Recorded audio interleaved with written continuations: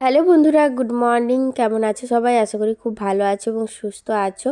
তো ভিডিওটা শুরু করেছি রাস্তা থেকেই, কারণ আজকে যাচ্ছি একটা জায়গায়। তো তোমরা সঙ্গে থাকো, তোমাদেরকে মানে দেখাবো কোথায় যাচ্ছি। মানে কি বলো তো, কালকে যেহেতু 25শে ডিসেম্বর ছিল, আর 25শে ডিসেম্বরের দিনে সবাই আনন্দ করে, পিকনিক করে, আর আমরা ঘরে এই তিনজন মহিলা ছিলাম ঐশীকে নিয়ে। তো আমাদের কোথাও বেরোনো হয়নি, বাড়িতেই একটু চিকেন এনে তিনজনে মানে খাওয়া দাওয়া করেছি। দিনটা ভালোই কেটেছিল। তারপরে ঐশীর ঠাম্মি বললে যে ঠিক আছে চলো আমরাও একটু বেরোবো, আমাদের এখানে কোথাও বেরোনোর সেরকম জায়গা নেই। তো সেই কারণে ঐশীর ঠাম্মি বলেছিল কালকে যেহেতু বৃহস্পতিবার আছে, চলো আমরাও একটু মন্দির থেকে ঘুরে আসবো। তো ভালো লাগবে ঐশীরও, মানে বিশেষ করে ঐশীর জন্য, কারণ ওর মাইন্ডটা একটু ফ্রেশ হবে। তো সেই রকমভাবেই আমরা বেরিয়ে গেছি। এখন বাজে 11:30। তো স্নান টান করে ঐশীকে একটু ভাত, আলু সেদ্ধ ভাত খাইয়ে দিয়েছি, কারণ ও সারাদিন থাকবে তো খিদে পেয়ে যাবে। সারাদিন মানে কি, কিছুটা টাইম, ঘন্টাখানেক আমরা ওখানে থাকবো। তো সেই জন্য আমরা দেখো টোটোতে টোটো বলা হয়ে যাচ্ছে, অটোতে চেপে গেছি। আর রাস্তায় দাঁড়ানোর কিছুক্ষণের পরে আমরা অটো পেয়ে গেছিলাম। তো দেখো ফাইনালি আমরা মন্দিরে চলে এসেছি। দেখো মানে মন্দিরটা এতটাই বড়, আগে যখন এই দিক হয়ে পাস হতাম তখন শুধু ভাবতাম যে এই মন্দিরটাই কবে ঢুকতে পারবো। তো ঐশী যখন অনেক ছোট ছিল তখন নিয়ে ওকে, মানে ওকে নিয়েই আমার ফার্স্ট টাইম আসা এই মন্দিরে। তো সেগুলো পরে কখনো তোমাদের সঙ্গে শেয়ার করব কী কারণে এসেছিলাম। তো এদিকে দেখো ঐশীকেও মানে ঠাম্মি ধরেছে। আর মন্দিরটা দেখো, এটা হচ্ছে আমাদের খড়গপুরের জগন্নাথ মন্দির। যারা খড়গপুরের আশেপাশে থাকে তারা অবশ্যই মানে জানে এবং চিনতে পারবে যে মানে এই মন্দিরটা কতটা বড়।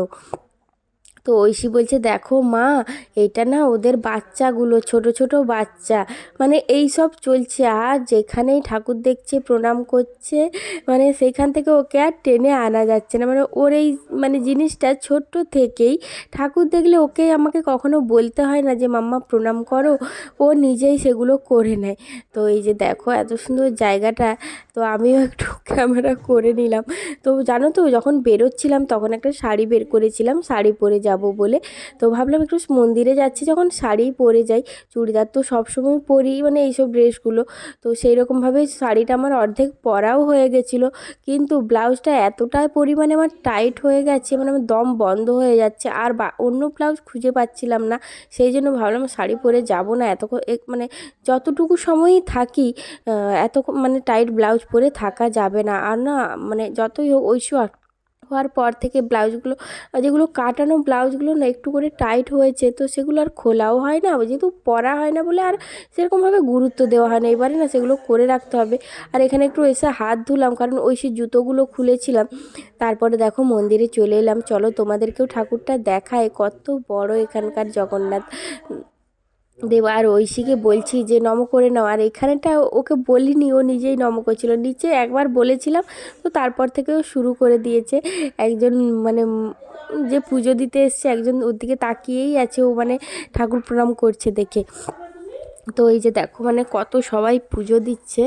আর এটা ফটো তুলতে গিয়ে ভিডিও একটু হয়ে গেছিলো, কত সুন্দর লাগছে দেখো জগন্নাথ দেবকে। মানে এখানে এলে না মনটা সত্যি ভরে যায়, কারণ এত সুন্দর পরিবেশ এখানের, এত বড় জায়গা, ফাঁকা জায়গা, নিরিবিলি, মানে কোনো আওয়াজ নেই, কিচ্ছু নেই, চিৎকার নেই, মানে মনটা না সত্যি প্রচণ্ড শান্তি হয়। আর মানে খুব ইচ্ছে করে এখানে এসেই বসে থাকি যখন মন খারাপ হয়। মাঝে মাঝে এটাও মনে হয় যে যখন মন খারাপ হয়, ঘরে থাকতে ইচ্ছে করে না, কোনো কিছু ভালো লাগে না, তখন মনে হয় যে এখানে চলে আসি। তো মানে আমাদের ওখানেও মন্দির আছে, এখানে সেরকমভাবে মন্দিরে গিয়ে বসে থাকা হয় না। আমাদের মানে আমার বাপের বাড়ি যেখানে, সেখানে মানে কালী মন্দিরে শিব মন্দির আছে, ওখানে না, ওখানেও খুব সুন্দর ফাঁকা জায়গা, মাঠ, তো বড় বড় গাছ, ওখানে গিয়েও আমরা অনেকক্ষণ করে পুজো দিতে গিয়ে বসে থাকতাম। তো মাইন্ডটা অনেকটা ভালো লাগতো, তাই না? দেখবে মন্দিরের কাছে, মন্দিরে গিয়ে ওই সব ফাঁকা জায়গাগুলোয় বসে থাকলে যত মনে দুঃখ থাকে সব কিছু কিন্তু হারিয়ে যায়। আর এই জায়গাটা জুম করে দেখালাম কারণ এখানে ওই ধুতরা ফুলের গাছ ছিল। তো সেটাই আগের বছর ঐশী আমরা যখন এসেছিলাম এই টাইমে ঐশী ওইদিকে ছুটে চলে গেছিলো। তো ওর কারণেই ওই বীজগুলো আমি মানে নিতে পেরেছিলাম। তো এখন গাছ হয়ে গেছে, ফুল ফোটে, দেখায় না তোমাদেরকে ওই 3টে থাকের ধুতরা ফুলটা, সেটা কিন্তু ঐশীর কারণেই আমাদের বাড়িতে হয়েছে। তো এইদিকে দেখো, এটা মনে মনে হয় নয়, মানে এটা গণেশ মূর্তি। তো এগুলো সেই সাউথের দিকে যেরকম হয় না, সেই রকম টাইপের দেখতে। আর কাশী বিশ্বনাথও আছে, সেটাও তোমাদেরকে দেখাবো। তার আগে তোমাদেরকে মন্দিরটা দেখাচ্ছি। দেখো সে মানে পুরী তো যায়নি, পুরীর জগন্নাথ মন্দির কেমন হয় ঠিক জানি না।